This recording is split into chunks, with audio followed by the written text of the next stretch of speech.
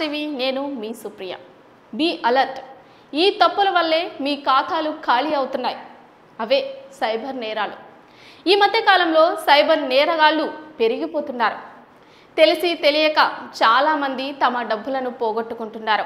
ప్రతి ఒక్కరూ కష్టపడితేనే డబ్బులు వస్తాయి. అలాంటి డబ్బులను తేలికగా ఈ నేరగాళ్ళు ఇట్టే కాజేస్తున్నారు. వాటి గురించి ఇప్పుడు తెలుసుకుందాం.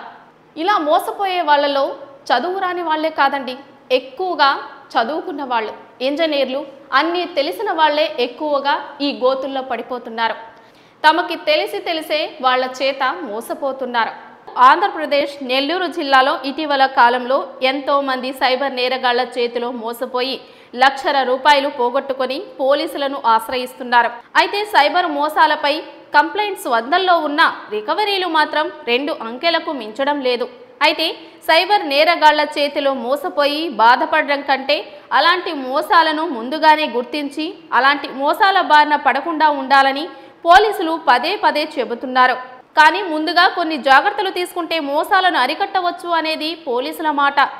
ఖాళీ సమయాలలో అదనపు ఆదాయం ఆర్జించమంటూ పార్ట్ టైం ఉద్యోగాలు చేద్దామనుకునే వారిని లక్ష్యంగా తీసుకొని కొత్త పంతాలో నేరాలకు పాల్పడుతున్నారు సైబర్ నేరగాళ్లు.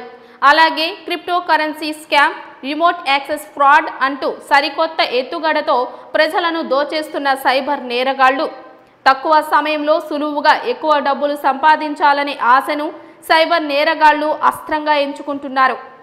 అలాగే తాజాగా నెల్లూరు జిల్లాలో ఓ వ్యక్తి ప్రీపెయిడ్ టాస్క్ల ఫ్రాడ్ ద్వారా 13 లక్షలు పోగొట్టుకున్నాడు.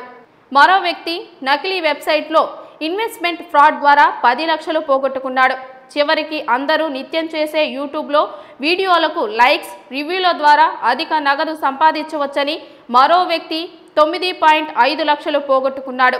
అలాగే ఫ్లైట్స్ టికెట్స్ బుక్ చేస్తే అధిక నగదు సంపాదించవచ్చని 3.5 లక్షలు కోల్పోయారు. ఇక ఫేస్బుక్, ఇన్స్టాగ్రామ్ ద్వారా అపరిచిత వ్యక్తులు స్నేహితులుగా మారి ఫారిన్ నుండి గిఫ్ట్స్ పంపుతున్నామని నమ్మించి లక్షలు కాజేశారు. ఇలాంటి ఫ్రాడ్లను ముందుగా గుర్తిస్తే మోసాల బారి నుంచి తప్పించుకోవచ్చని అంటున్నారు నెల్లూరు జిల్లా ఎస్పీ తిరుమలేశ్వర్ రెడ్డి.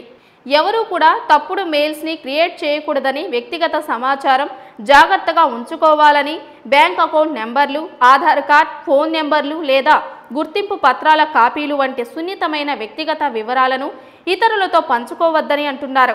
సైబర్ నేరగాళ్ల చేతుల్లో మోసపోయినప్పుడు ఎటువంటి భయం లేకుండా పోలీసులను ఆశ్రయించాలన్నారు. జిల్లాలో పోలీస్ యంత్రాంగం 24/7 అందుబాటులో ఉన్నారని, పోలీసుల కుటుంబ సభ్యుల వలె భావించి సమస్యలను తెలియపరిచి పరిష్కరించుకోవాలన్నారు జిల్లా ఎస్పీ తిరుమలేశ్వర్ రెడ్డి. సైబర్ నేరాలు, ఇతర ఆన్లైన్ మోసాల బారిన పడిన వారు వెంటనే రాష్ట్ర ప్రభుత్వం అందుబాటులోకి తెచ్చిన సైబర్ మిత్ర వాట్సాప్ నంబర్ను 9121110190 ఎన్సీఆర్పీ పోర్టల్ అయిన cybercrime.gov.in లకు సమాచారం తెలియజేయాలన్నారు.